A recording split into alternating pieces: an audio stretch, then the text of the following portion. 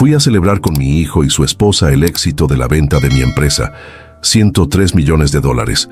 Reservé una mesa en el mejor restaurante de la Ciudad de México. Cuando mi hijo fue al baño, la mesera se me acercó, pálida, y susurró: «No bebas eso. Vi cómo él puso algo en tu trago». Mi corazón se heló.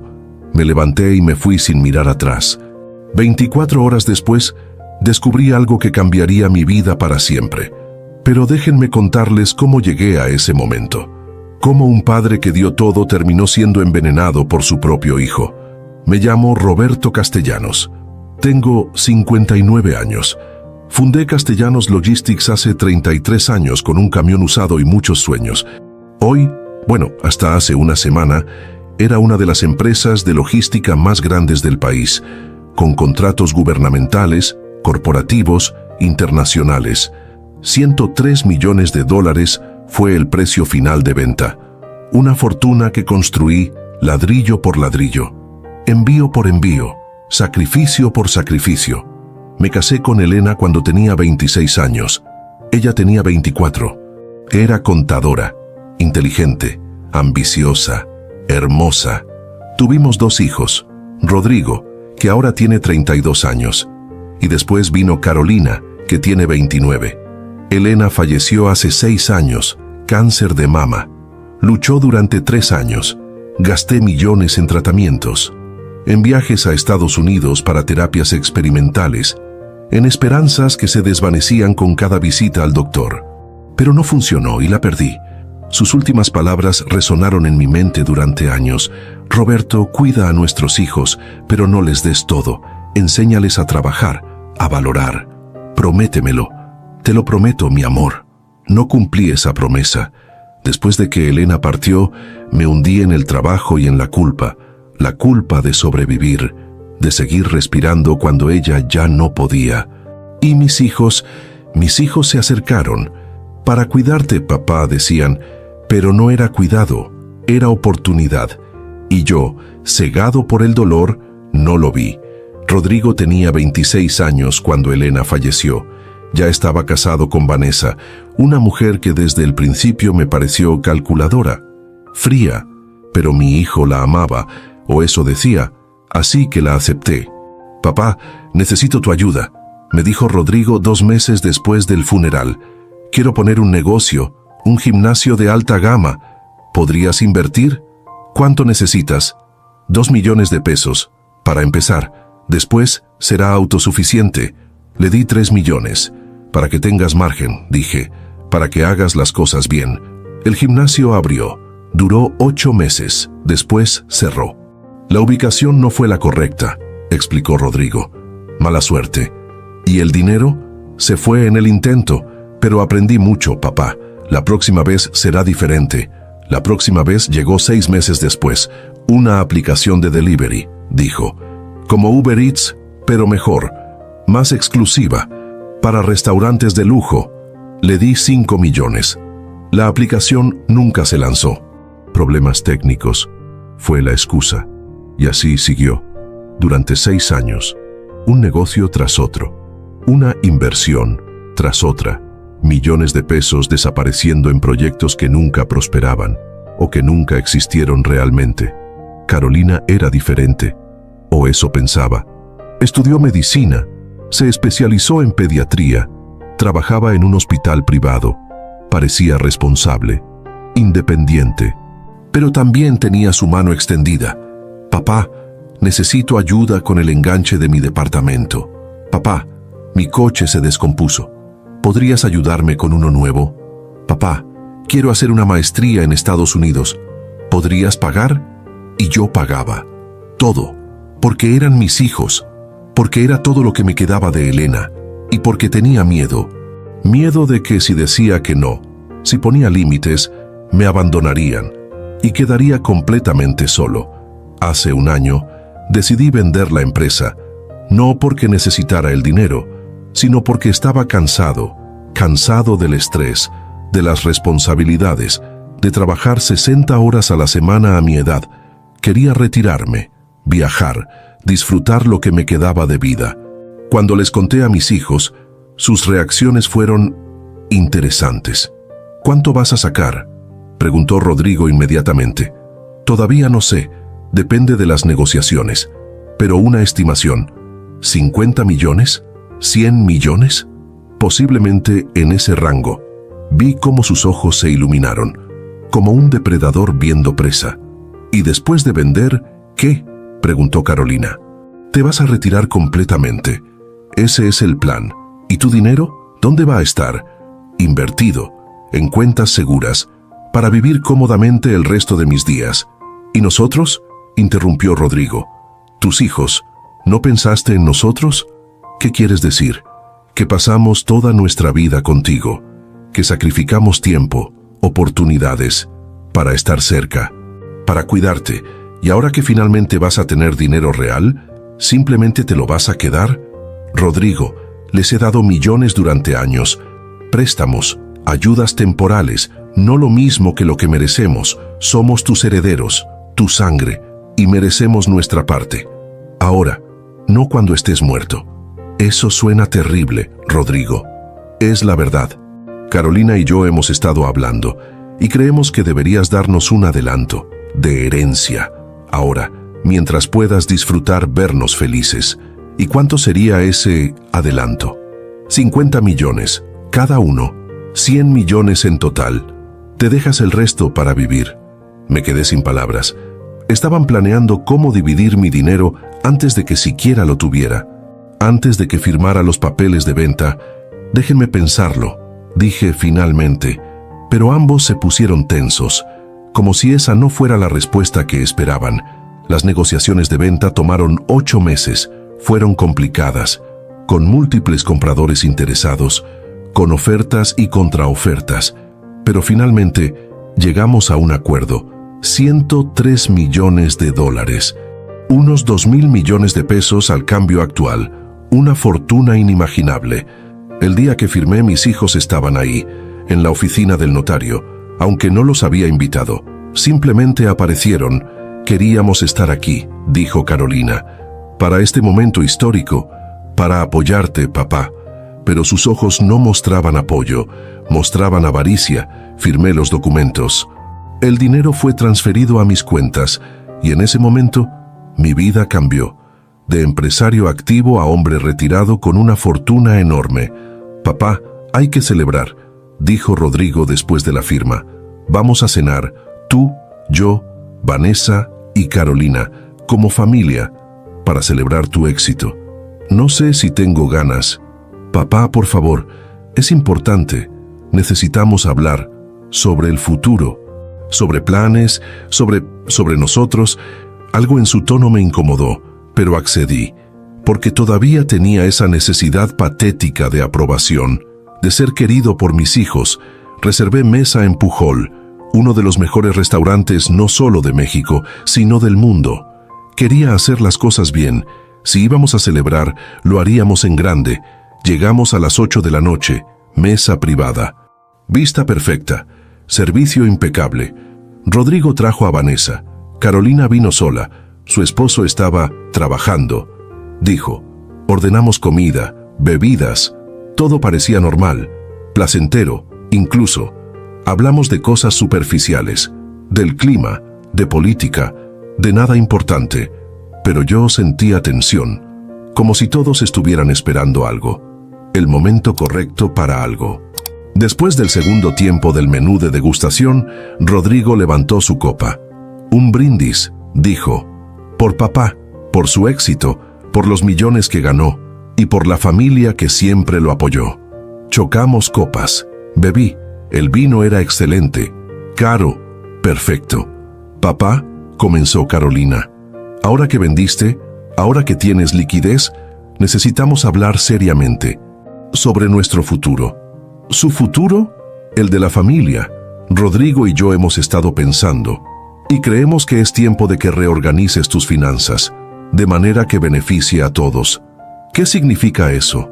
Significa que deberías hacer transferencias, ahora, mientras eres competente, mientras puedes, para evitar impuestos de herencia, para asegurarte de que tu dinero va a donde debe ir, y según ustedes, ¿a dónde debe ir? A nosotros, tus hijos, $50 millones cada uno. Como dijimos antes, es justo, es equitativo, y te dejas 3 millones para vivir cómodamente.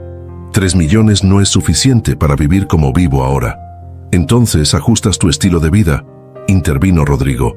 Papá, eres viejo, ¿para qué necesitas tanto dinero? No vas a vivir otros 30 años. Con suerte, tal vez 10 o 15, y 3 millones son más que suficientes para eso. ¿Me estás diciendo cuánto tiempo me queda de vida? Estoy siendo realista. Y papá, si no haces esto voluntariamente, vamos a tener que tomar medidas. ¿Qué tipo de medidas? Vanessa, que había estado callada hasta ahora, habló. Tenemos abogados y doctores que pueden testificar que tu salud mental está deteriorándose, que necesitas tutela, que ya no puedes manejar tus propias finanzas. Eso es mentira. Mi mente está perfecta. ¿Lo está?, preguntó Carolina con voz suave, demasiado suave. Papá, has estado olvidando cosas, confundiendo fechas, repitiendo historias. Nunca he hecho eso. Sí lo has hecho. Tenemos ejemplos, testigos, y si es necesario, presentaremos evidencia ante un juez, y te declararemos incompetente, y entonces nosotros manejaremos todo, sin tu consentimiento. El corazón me latía fuerte. Esto era una emboscada, un plan coordinado para robarme, legalmente o ilegalmente. Y si intento pelear, dije lentamente, ¿qué?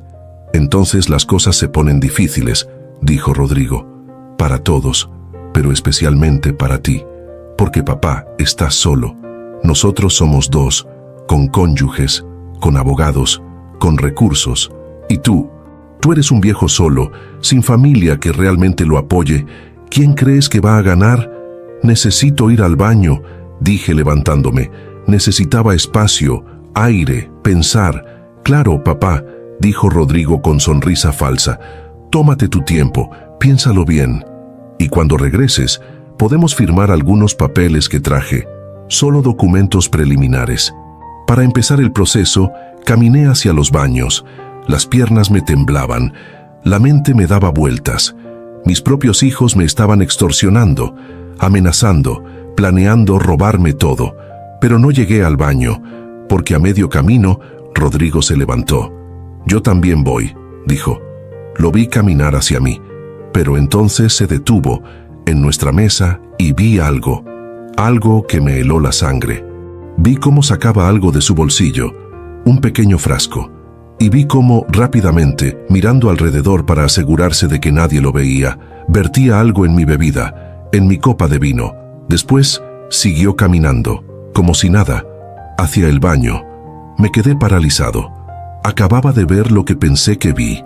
Mi hijo acababa de poner algo en mi bebida. Una mesera pasó cerca, joven, de unos 25 años, y me miró con expresión extraña, preocupada. «Señor», susurró acercándose, «disculpe, no debería decir esto, pero vi algo». «¿Qué viste?» «Vi a su acompañante, el hombre joven. Vi cómo puso algo en su bebida. No sé qué era, pero no era normal y pensé que debía decírselo». El mundo se detuvo. No había imaginado nada. Era real. Mi hijo me estaba envenenando. ¿Estás segura? Completamente. Lo vi claramente. Sacó un frasquito, vertió algo en su copa y lo guardó rápido. «Señor, no beba eso, por favor». «Gracias», dije con voz quebrada. «Gracias por decírmelo». «¿Quiere que llame a la policía?» «No, no todavía. Pero, ¿podrías hacer algo por mí? ¿Podrías guardar esa copa, sin que nadie la toque, como evidencia, y darme tu nombre y número, por si lo necesito después?» «Por supuesto. Me llamo Alejandra. Y sí, voy a guardar la copa. Con mucho cuidado». Rodrigo salió del baño, caminando de regreso a la mesa, sonriendo, como si no hubiera hecho nada. Y en ese momento tomé una decisión. No iba a regresar a esa mesa. No iba a darles la oportunidad de lastimarme, de drogarme, de hacer lo que sea que planeaban hacer. Caminé hacia la salida, directamente, sin mirar atrás. «Papá», escuché a Carolina gritar. «¿A dónde vas?» No respondí. Salí del restaurante, tomé un taxi y le di mi dirección. Mi teléfono empezó a sonar inmediatamente. Rodrigo, Carolina, Vanessa, llamadas y mensajes, exigiendo saber dónde estaba, por qué me había ido, diciendo que estaba siendo irracional, paranoico. Apagué el teléfono y durante el camino a casa procesé lo que acababa de pasar. Mi hijo intentó drogarme. ¿Para qué? ¿Para que firmara documentos? ¿Para incapacitarme? ¿Para llevarme a algún lado y hacerme firmar transferencias bajo coacción? No lo sabía, pero sabía que tenía que actuar. Rápido. Antes de que ellos actuaran, llegué a casa, cerré con seguro y empecé a hacer llamadas. A mi abogado, a mi contador, a un investigador privado que había usado en el pasado para asuntos corporativos.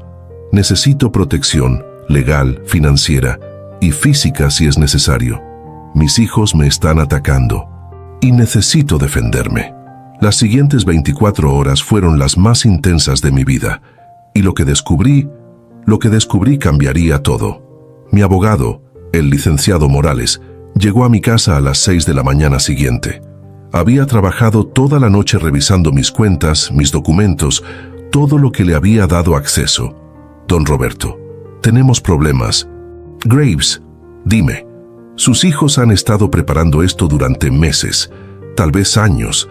Encontré solicitudes de declaración de incompetencia que fueron presentadas hace 3 meses, firmadas por 2 doctores que supuestamente lo evaluaron. Nunca me evaluó ningún doctor, no recientemente. Lo sé, por eso son fraudulentas. Los doctores existen. Pero cuando los contacté esta madrugada, ambos negaron haberlo evaluado. Alguien falsificó sus firmas, o los pagaron para firmar sin verlo. ¿Y esas solicitudes están activas? Fueron rechazadas por falta de evidencia, pero sus hijos pueden volver a intentarlo, con más evidencia, o con evidencia fabricada. ¿Cómo qué?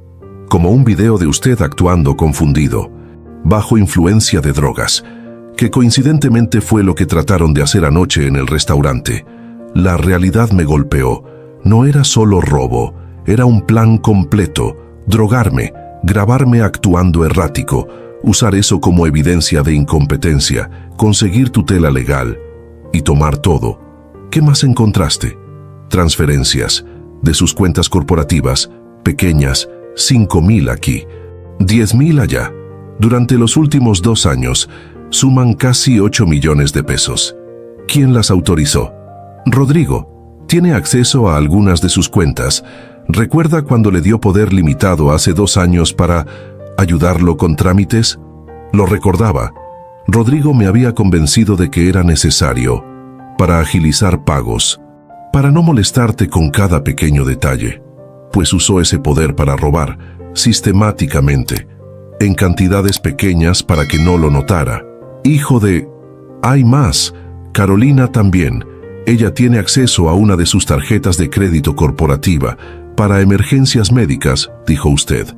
Ha gastado más de 3 millones de pesos en los últimos 18 meses, en joyas, viajes, restaurantes caros, nada médico. 11 millones de pesos robados por mis propios hijos, mientras yo confiaba en ellos, mientras pensaba que me estaban cuidando. ¿Y puedo recuperarlo? Podemos intentarlo, pero será una batalla legal larga y costosa, y probablemente dirán que fueron préstamos, que usted autorizó los gastos, palabra de ellos contra la suya. ¿Y la copa? La que la mesera guardó. Ya mandé a alguien a recogerla. La llevamos a un laboratorio privado para análisis. Sabremos qué le pusieron en 24 horas, pero don Roberto, esto es evidencia de intento de envenenamiento. Podría presentar cargos criminales contra mi propio hijo, contra alguien que intentó drogarle, que ha estado robándole, que planea quitarle todo. El hecho de que sea su hijo no cambia la gravedad. Tenía razón, pero la idea de meter a Rodrigo a la cárcel era demasiado. Todavía era mi hijo, a pesar de todo. El investigador privado, un hombre llamado Arturo Vega, llegó 2 horas después, con un archivo grueso. Don Roberto, hice lo que pidió. Investigué a fondo a sus hijos y encontré cosas interesantes. Muéstrame. Abrió el archivo. Fotos, documentos, registros bancarios. Rodrigo Castellanos, su hijo, está en deuda hasta el cuello. Debe 18 millones de pesos a varios acreedores, principalmente casinos, tiene adicción al juego, ha estado apostando fuerte durante 5 años y perdiendo. Casinos. Sí, y no solo legales, también ilegales. Casas de apuestas clandestinas, donde la gente que no paga, sufre consecuencias desagradables. Me mostró fotos de Rodrigo entrando y saliendo de lugares que claramente no eran negocios legítimos, con gente que parecía peligrosa. Y todo el dinero que le di, los millones para sus negocios, fueron directo a pagar deudas de juego. Ningún negocio existió realmente. Todo fue mentira, para conseguir dinero y seguir apostando. Y Vanessa lo sabe. Y de hecho, ella también tiene problemas. Deudas de tarjetas de crédito, más de 5 millones de pesos, en compras compulsivas, ropa de diseñador, bolsas, joyas. Vive mucho más allá de sus medios, así que los dos están desesperados por dinero. Exactamente. Y con usted vendiendo su empresa por 100 millones de dólares, vieron la oportunidad de saldar todas sus deudas, de vivir la vida de lujo que quieren, y están dispuestos a hacer lo que sea para conseguirlo. ¿Y Carolina? El investigador cambió de sección en el archivo. Carolina es diferente, pero no mejor. Ella y su esposo, Javier, están teniendo problemas matrimoniales graves. Él quiere divorciarse, y en caso de divorcio, ella perdería mucho. La casa está a nombre de él. Las inversiones también. Ella técnicamente no tiene casi nada. ¿Y por eso necesita mi dinero? Necesita seguridad financiera y está dispuesta a traicionar a su padre para conseguirla. De hecho, encontré correos entre Carolina y Rodrigo, planeando esto, coordinando, decidiendo cuánto tomar de usted, cómo hacerlo. Todo está documentado. ¿Puedo ver esos correos? Me mostró su laptop y ahí estaban, correos de mis 2 hijos, hablando sobre mí como si fuera un problema a resolver, un obstáculo a eliminar. Papá es terco, no va a dar voluntariamente. Entonces lo forzamos, legalmente o no. ¿Y si se resiste? Tenemos el plan B. Lo drogas, lo grabas, evidencia de incompetencia, y después tutela legal. ¿Y si eso no funciona? Entonces plan C, pero prefiero no discutirlo por escrito. Plan C. ¿Qué era el plan C? No quería saberlo, pero podía imaginarlo. Hay algo más, dijo Arturo. Vanessa tiene un amante, un abogado especializado en derecho familiar, específicamente en casos de tutela e incompetencia. ¿Adivina quién? ¿Quién? El licenciado Ramírez, el mismo que presentó las solicitudes de declaración de incompetencia hace 3 meses. Todo encajaba. Rodrigo y Vanessa no solo planeaban robarme, estaban trabajando con un abogado corrupto, que además era amante de Vanessa. Era una conspiración completa. ¿Tienes pruebas de la relación? Fotos, videos, registros de hotel. Todo. Bien. Guarda todo. Lo vamos a necesitar. Pasé el día organizando mi defensa, cambiando todas mis contraseñas, cerrando cuentas a las que Rodrigo o Carolina tenían acceso, abriendo nuevas en bancos diferentes, transfiriendo mi dinero a estructuras que solo yo controlaba. El licenciado Morales preparó documentos, revocación de todos los poderes, órdenes de restricción y una demanda preventiva. Antes de que ellos pudieran atacar, yo atacaría primero.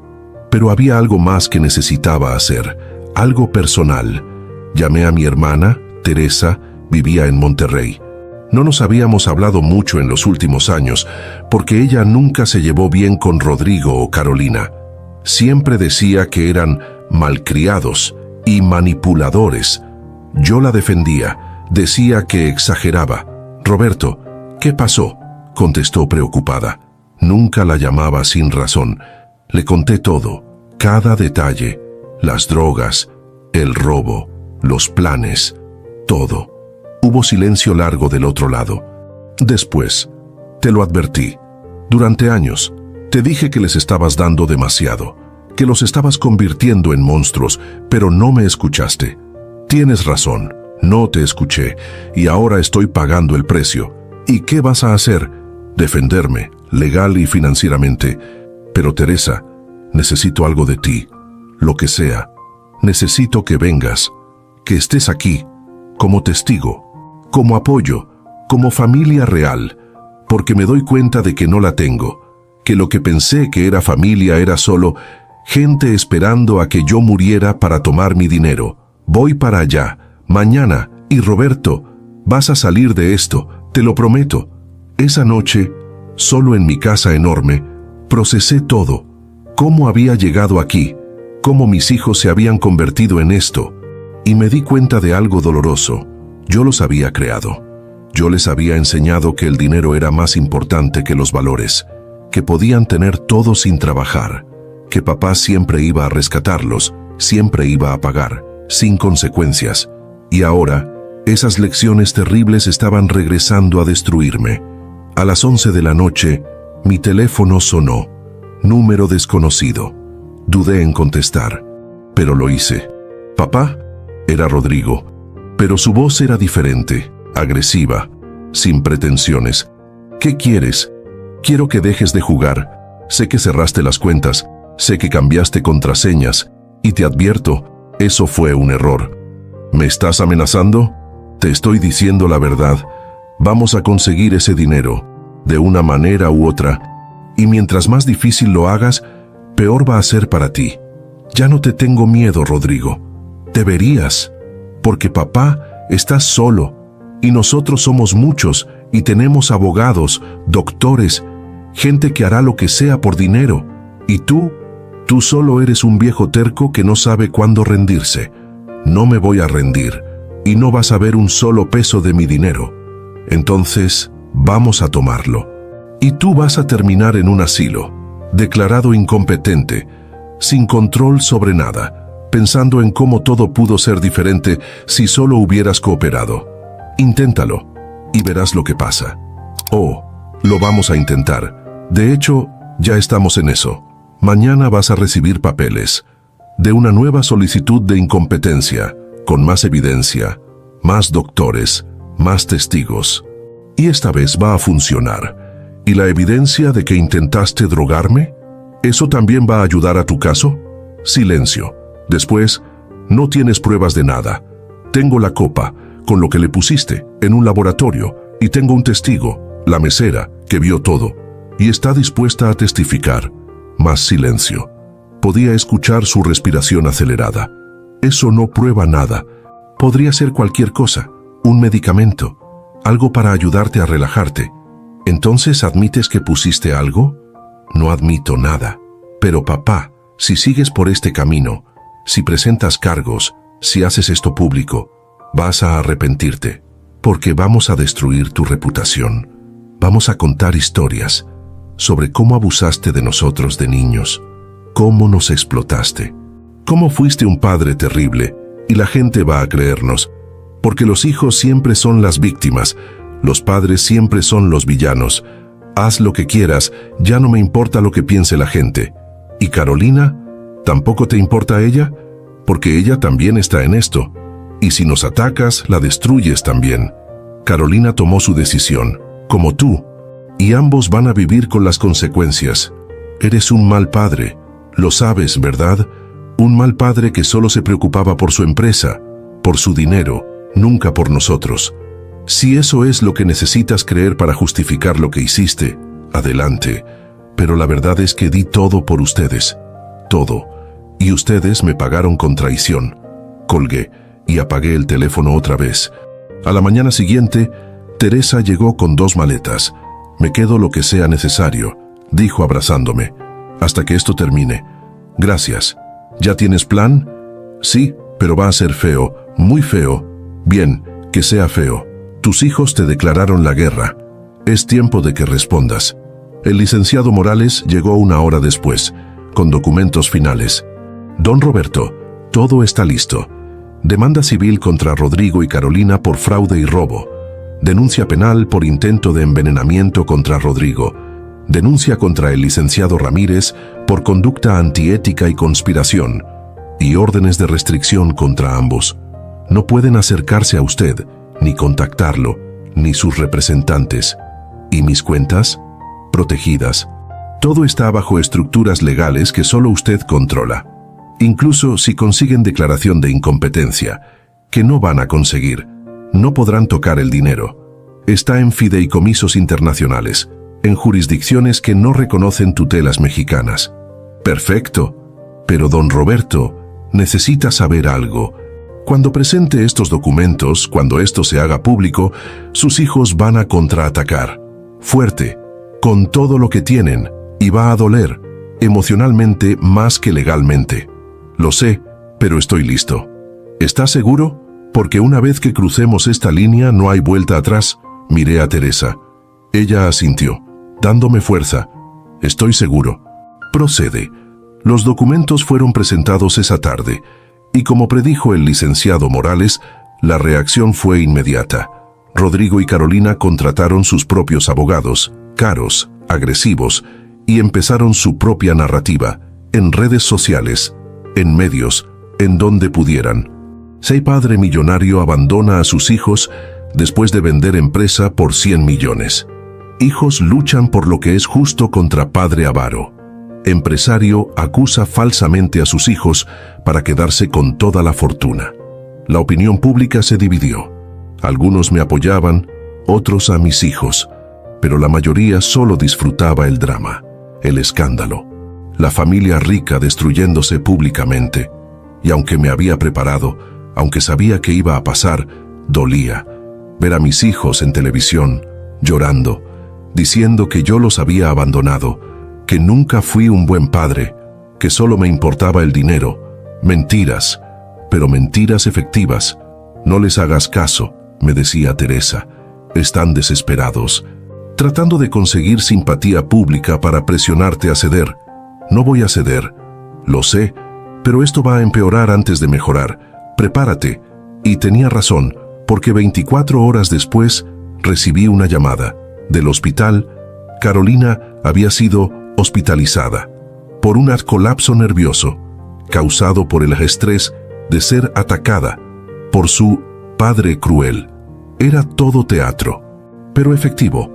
Los medios corrieron con la historia, y yo, otra vez, era el villano, el hombre rico que prefería su dinero sobre la salud de su hija. Y mientras el mundo me juzgaba, yo me preparaba para el siguiente movimiento, el movimiento que cambiaría todo, porque había descubierto algo que ni Rodrigo ni Carolina sabían que yo sabía. Y cuando lo revelara, cuando sacara esa carta, el juego terminaría. En mis términos, el laboratorio confirmó lo que ya sabía. La copa que Alejandra, la mesera, había guardado contenía Rohypnol, la droga de la violación, en dosis suficiente para incapacitarme durante horas, tal vez para hacerme firmar documentos sin saber lo que hacía, o simplemente para grabarme completamente fuera de control y usar eso como evidencia de deterioro mental. Esto es evidencia sólida, dijo el licenciado Morales. Con esto podemos proceder criminalmente. Rodrigo podría enfrentar hasta 10 años de prisión. Todavía no, dije. Primero quiero que sepan que tengo esto. Quiero verlos sudando, sabiendo que en cualquier momento puedo destruir sus vidas con una llamada a la fiscalía. Es arriesgado. Podrían intentar algo desesperado. Que lo intenten. Tengo seguridad privada ahora, y estoy listo para lo que venga. Pero lo que vino no fue lo que esperaba. 3 días después de presentar las demandas, recibí una visita, no de mis hijos, sino de alguien que no había visto en años. Elena, no mi difunta esposa, sino su hermana, Elena Martínez, que llevaba el mismo nombre que mi esposa porque fueron nombradas por su abuela. Roberto, dijo cuando le abrí la puerta, necesitamos hablar. ¿Sobre qué? Sobre lo que está pasando, sobre tus hijos, sobre Elena, mi hermana, tu esposa. La dejé entrar. No habíamos hablado mucho desde el funeral. Ella vivía en Querétaro, tenía su propia vida, pero siempre había sido cercana a Rodrigo y Carolina cuando eran niños. ¿Qué sabes?, pregunté. Sé lo que todos saben, lo que está en las noticias. Tu hijo y tu hija diciendo que eres un monstruo, tú diciendo que ellos te robaron, y ambas partes odiándose públicamente. No es así de simple. Lo sé, por eso vine, porque Rodrigo me llamó, llorando, diciendo que necesitaba hablar conmigo, y fui a verlo. ¿Y qué te dijo? Me dijo su versión, que tú cambiaste después de vender la empresa, que te volviste paranoico, que los acusas sin pruebas, que estás rodeado de gente que te llena la cabeza de mentiras sobre tus propios hijos, y tú le creíste. No, porque tu hermana Teresa me llamó y me contó la otra versión, con pruebas, con documentos, con todo, y vine a escuchar tu lado, porque Elena, mi hermana, me hizo prometer algo antes de morir. ¿Qué te hizo prometer? Que cuidaría a sus hijos, que me aseguraría de que crecieran bien, que si algo pasaba yo intervendría. Y fallé en esa promesa, porque me alejé, después de su muerte, porque era demasiado doloroso estar cerca de ustedes, de los recuerdos, pero ahora veo que debí quedarme, que tal vez pude haber evitado esto. Nadie pudo haber evitado esto. Rodrigo y Carolina tomaron sus decisiones, pero fueron moldeados por algo, por alguien, y necesito entender qué pasó. Necesito saber si hay algo que salvar, o si realmente están más allá de redención. Le conté todo, sin omitir nada. El dinero que les di, los robos, las amenazas, el intento de drogarme, todo. Elena escuchaba en silencio. Las lágrimas rodaban por sus mejillas. Elena estaría destrozada, absolutamente destrozada. Lo sé. Ella te hizo prometer que no los malcriarías, ¿verdad? Sí. ¿Y lo hiciste de todos modos? Sí, porque estaba solo, asustado, y pensé que el dinero podía reemplazar el amor que perdieron cuando su madre murió. Pero estaba equivocado. El dinero solo los corrompió. ¿Y ahora qué? ¿Los vas a destruir legalmente? Voy a protegerme. Si eso significa destruirlos, entonces sí. Elena respiró profundo. Hay algo que no sabes, algo que Elena me hizo jurar que nunca te diría, pero creo que necesitas saberlo ahora. ¿Qué? Antes de morir, Elena me dijo que estaba preocupada, por Rodrigo especialmente, que veía algo en él, algo oscuro. Decía que desde niño, él manipulaba, mentía sin remordimiento, tomaba cosas que no eran suyas, y cuando ella lo confrontaba, él lloraba, se hacía la víctima, y tú siempre lo defendías. ¿Elena dijo eso? Sí, y me dijo que si ella moría, que tú ibas a malcriarlo, porque no podías ver sus defectos, porque lo amabas demasiado para ver la verdad. Y me hizo prometer que intervendría, que te ayudaría a poner límites, pero fallé. Y ahora mira lo que pasó. No es tu culpa, es mía, y de ellos, pero principalmente mía. ¿Qué vas a hacer? Hay algo más que todavía no he revelado, algo que descubrí hace 2 días, y cuando lo saque a la luz, todo cambia. ¿Qué es? Rodrigo no es solo un adicto al juego, es socio de un negocio ilegal, lavado de dinero, usando empresas fachada para limpiar dinero de casinos ilegales. Y Carolina lo sabía. De hecho, ella invirtió en ese negocio, con dinero que yo le di. ¿Tienes pruebas? El investigador las tiene, documentos, transferencias, correos, todo. Y si presento eso ante las autoridades, no solo pierden acceso a mi dinero, van a prisión, los dos. ¿Y lo vas a hacer? No lo sé, porque una vez que lo haga, no hay vuelta atrás. Son mis hijos, y a pesar de todo, una parte de mí todavía los ama. Todavía recuerda cuando eran niños, inocentes, puros. Pero ya no son esos niños, son adultos que tomaron decisiones criminales, y merecen las consecuencias. Lo sé.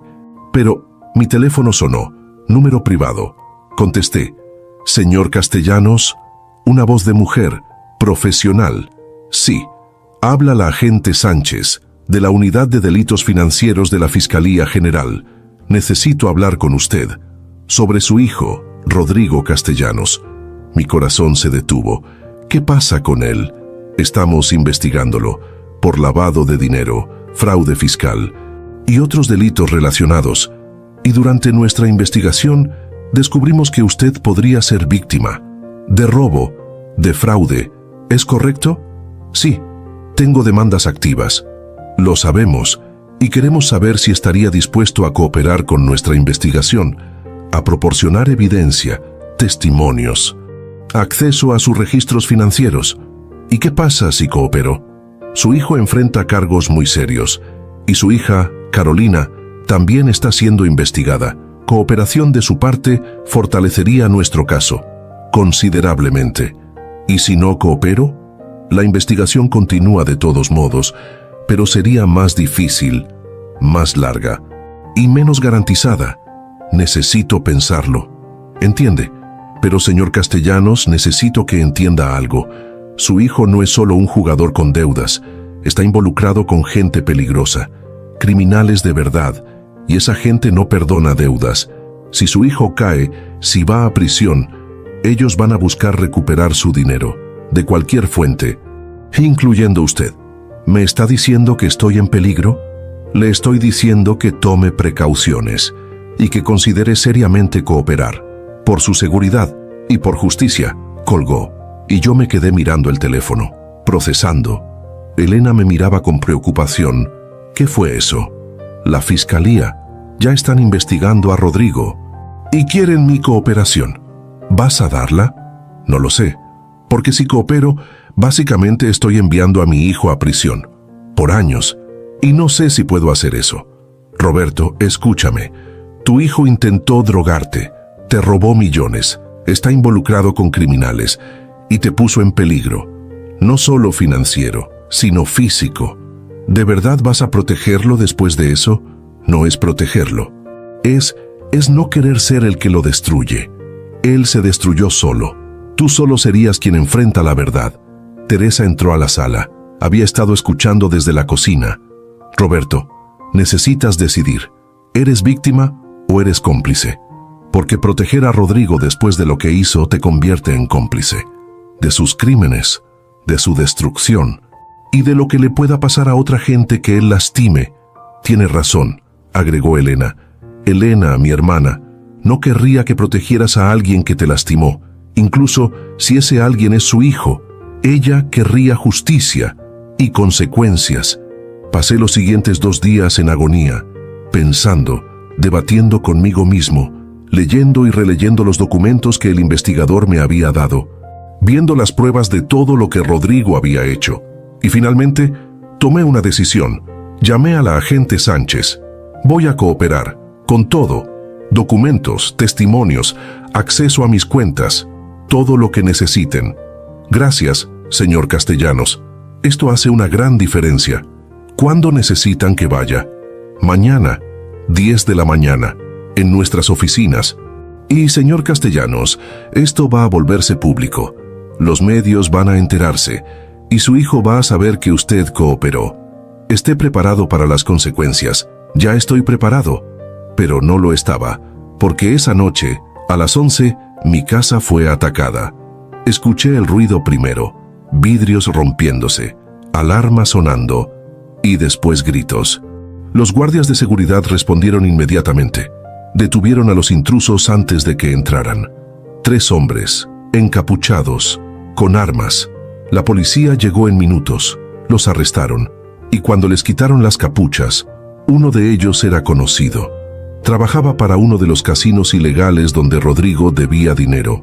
Los otros 2 también, criminales de carrera. ¿Quién los mandó?, preguntó el oficial. Nadie, solo queríamos robar. Mentira, esta casa tiene seguridad visible, alarmas, guardias. Nadie intenta robar aquí a menos que tenga un propósito específico. ¿Quién los mandó? Ninguno habló, pero no necesitaban, porque al revisar sus teléfonos, los investigadores encontraron mensajes de un número que yo conocía. El número de Vanessa, la esposa de Rodrigo. No eran solo ladrones, eran sicarios, mandados para asustarme, o tal vez para algo peor. La agente Sánchez llegó esa madrugada. Señor Castellanos, esto cambia todo. Ya no es solo fraude, es intento de agresión, posiblemente intento de algo peor. Necesitamos actuar rápido. ¿Qué propone? Órdenes de arresto, ahora, para Rodrigo, Vanessa y Carolina, y decomisión de todos sus activos. Antes de que puedan huir o destruir evidencia, háganlo. A las 6 de la mañana, equipos de la fiscalía entraron simultáneamente a las casas de mis 2 hijos. Los arrestaron, los llevaron a declarar, y sus vidas, tal como las conocían, terminaron. Los medios explotaron con la noticia. Hijos de millonario arrestados por fraude y lavado de dinero. Intento de ataque contra empresario retirado relacionado con deudas de su hijo. Familia millonaria destruida por codicia y crimen. Yo observaba desde mi casa, con Teresa y Elena a mi lado, procesando lo que acababa de pasar. Hiciste lo correcto, dijo Teresa. No se siente así, nunca se siente así. Pero era necesario. Elena tomó mi mano. Elena estaría orgullosa de ti, por finalmente poner límites, por elegir tu seguridad sobre proteger a personas que no lo merecían. ¿Y ahora qué? Ahora vives, sin miedo, sin culpa, porque hiciste todo lo que podías. Les diste todo, y ellos eligieron desperdiciar, eligieron traicionar, y ahora enfrentan las consecuencias. 3 días después, Rodrigo y Carolina fueron formalmente acusados. Rodrigo enfrentaba 15 años de prisión, Carolina 8, Vanessa 10. Sus abogados intentaron negociar penas reducidas a cambio de cooperación, de testificar contra otros en la red criminal, pero yo ya no estaba involucrado. Ya no era mi problema, era de ellos. Completamente. Recibí una carta de Carolina, desde el centro de detención donde estaba esperando juicio. Papá, sé que no tengo derecho a escribirte. Sé que lo que hicimos fue imperdonable, pero necesito que sepas algo. Yo no quería lastimarte. De verdad. Pero Rodrigo me convenció. Me dijo que era nuestra oportunidad, que tú tenías demasiado, que merecíamos nuestra parte. Y yo estaba asustada de perder mi matrimonio, mi estabilidad, y tomé la decisión equivocada. No espero tu perdón, ni tu ayuda. Solo quiero que sepas que una parte de mí, la niña que fui, la que te amaba de verdad, todavía existe. Y esa parte está destruida por lo que hice. Lo siento. Más de lo que las palabras pueden expresar. Leí la carta 3 veces, buscando señales de manipulación, de un último intento de conseguir algo de mí, pero solo encontré dolor genuino, arrepentimiento real. Tal vez, ¿vas a responder?, preguntó Teresa. No lo sé, tal vez, eventualmente, pero no ahora. Ahora necesito sanar, procesar, aprender a vivir sin ellos. ¿Y el dinero? ¿Los 103 millones? Siguen ahí, protegidos, y voy a usarlos para algo bueno, algo que Elena habría aprobado. ¿Qué? Una fundación, para ayudar a víctimas de abuso financiero familiar, para dar apoyo legal a personas mayores siendo explotadas por sus hijos, para que nadie más tenga que pasar por lo que yo pasé. Elena amaría eso. Lo sé, y es la única manera en que puedo darle sentido a todo esto. Convertir mi dolor en algo útil, en protección para otros. 2 meses después del arresto, estaba sentado en mi jardín, solo, tomando café, mirando el amanecer, y por primera vez en años, sentí algo parecido a paz. No era felicidad, todavía dolía demasiado para eso, pero era paz. La paz de saber que había hecho lo correcto, que me había defendido, que no permití que me destruyeran. Mi teléfono sonó, número desconocido. Dudé, pero contesté. ¿Señor Castellanos? Una voz de hombre, joven. Sí, mi nombre es David Martínez, soy reportero, y estoy trabajando en una historia, sobre su caso, sobre lo que pasó con sus hijos, y me gustaría entrevistarlo, para que cuente su versión. No estoy interesado en hablar con la prensa. Lo entiendo, pero señor Castellanos, hay muchas personas en su situación, personas mayores siendo explotadas por sus familias, y su historia podría ayudarlas, darles valor para defenderse, para buscar justicia. Lo pensé. Dame tu número. Lo voy a considerar. Colgué. Y miré el amanecer, pensando en Elena, en cómo ella siempre decía que de las cosas malas podían salir cosas buenas, si buscabas lo suficiente, si tenías fe, y tal vez tenía razón. Tal vez esta pesadilla podía convertirse en algo útil, en advertencia para otros, en inspiración para no rendirse. 6 meses después de los arrestos, mi vida había encontrado un nuevo ritmo. No era la vida que había imaginado cuando vendí mi empresa. No eran celebraciones con familia, no eran viajes con mis hijos, pero era una vida con propósito. con dignidad, con paz, que no había sentido en años. La Fundación Elena Castellanos fue oficialmente inaugurada en marzo, con oficinas en la Ciudad de México, Guadalajara y Monterrey. Nuestro objetivo era simple pero poderoso: proteger a personas mayores del abuso financiero familiar. Ofrecíamos asesoría legal gratuita, apoyo psicológico, investigadores privados para documentar abusos y un refugio temporal para aquellos que, como yo casi estuve, terminaban en la calle por culpa de hijos o familiares codiciosos. En 6 meses, habíamos ayudado a 237 personas, 237 historias como la mía, algunas peores, algunas no tan graves, pero todas con el mismo denominador común: familia que veía a sus mayores como bancos, como obstáculos, como problemas a resolver. Teresa se convirtió en directora operativa de la fundación. Tenía experiencia en administración y, más importante, tenía pasión por la causa. Esto es lo que debimos hacer hace años, me dijo: ayudar a otros antes de que lleguen al punto de quiebre. Elena, la hermana de mi difunta esposa, también se involucró como consejera, hablando con víctimas, compartiendo su propia experiencia de ver a su hermana preocupada por cómo yo estaba criando a mis hijos. Si hubiera hablado más fuerte, me dijo una vez, tal vez esto no habría pasado. No es tu culpa, es mía, y de ellos nadie más. El juicio de Rodrigo, Carolina y Vanessa fue largo: 3 meses de testimonios, evidencia, testigos. Yo tuve que testificar. 2 días completos en el estrado, contando todo, desde el principio hasta el intento de drogarme, hasta el ataque a mi casa. Fue agotador, emocionalmente devastador, pero necesario. Rodrigo se veía diferente, más delgado, con ojeras profundas, sin el brillo de confianza que siempre tuvo. Cuando nuestras miradas se cruzaron, vi algo en sus ojos: arrepentimiento, odio. No pude descifrar. Carolina lloraba constantemente. Su abogado argumentaba que ella había sido manipulada por Rodrigo, que era víctima tanto como yo, que merecía clemencia. Vanessa era diferente, fría, calculadora hasta el final, sin una pizca de remordimiento visible. El veredicto llegó en junio: culpables, los 3, en todos los cargos. Rodrigo fue sentenciado a 12 años de prisión, menos de los 15 que enfrentaba, gracias a un acuerdo de último minuto donde aceptó cooperar contra otros en la red de lavado de dinero. Carolina recibió 5 años, con posibilidad de libertad condicional después de 3 si mostraba buena conducta y completaba programas de rehabilitación.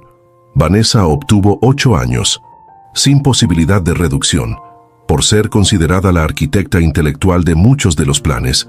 Cuando el juez leyó las sentencias, Carolina se derrumbó, sollozando, gritando: «Papá, por favor, ayúdame, por favor». Me quedé sentado, sin moverme, sin responder, porque no había nada que pudiera hacer, y aunque pudiera, no estaba seguro de que debiera. Rodrigo no mostró emoción, simplemente asintió, aceptando su destino, o tal vez solo resignado a él. Después del juicio, los reporteros me rodearon, queriendo declaraciones, reacciones, emociones. ¿Cómo se siente al ver a sus hijos ir a prisión? Me siento aliviado de que finalmente hay justicia, y triste, porque llegamos a este punto, pero más que nada, me siento en paz, porque hice lo correcto, defendí lo que construí, y me defendí a mí mismo. ¿Algún mensaje para otras personas en situaciones similares? Sí.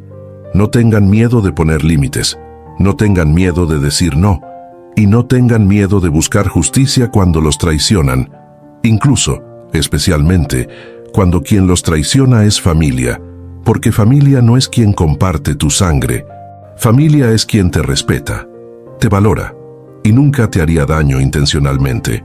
El clip se volvió viral, millones de vistas, miles de comentarios, la mayoría apoyándome, algunos criticándome por abandonar a mis hijos, pero los comentarios negativos ya no me afectaban, porque sabía la verdad, y eso era suficiente. Un mes después del juicio, recibí una llamada del penal donde estaba Carolina, solicitando visita. Yo había ignorado todas las anteriores, pero esta vez algo me hizo aceptar. Llegué un sábado por la mañana. El penal era limpio pero deprimente. Mujeres de todas las edades, algunos visitantes, niños llorando, esposas esperando. Me llevaron a una sala de visitas. Carolina llegó minutos después, con uniforme de reclusa, sin maquillaje, el cabello recogido simple, se veía pequeña, vulnerable, como la niña que alguna vez fue. Nos sentamos, separados por una mesa, con un guardia cerca. «Gracias por venir», dijo con voz suave. «No pensé que lo harías. Casi no lo hago». «¿Por qué lo hiciste?» «Curiosidad. Quería ver si había algo genuino, o si era otra manipulación». «No es manipulación, te lo juro. Solo necesitaba verte, hablar contigo, como padre e hija, una última vez antes de que pasen años». «¿Qué quieres decir?» «Papá, voy a estar aquí 5 años, mínimo 3. Y cuando salga tendré 34 años. Mi vida habrá cambiado completamente. Mi carrera como doctora está acabada. Mi matrimonio está acabado. Todo lo que conocía está acabado. Consecuencias de tus decisiones. Lo sé, y no vine a pedirte que me saques, ni dinero, ni ayuda legal. Vine a pedirte algo diferente». «¿Qué?» «Perdón. No para salir de aquí, no para cambiar nada, sino para que cuando salga, si salgo, tal vez, solo tal vez, podamos intentar reconstruir algo. No lo que teníamos, eso está muerto, pero algo nuevo, algo honesto. ¿Por qué debería darte esa oportunidad?»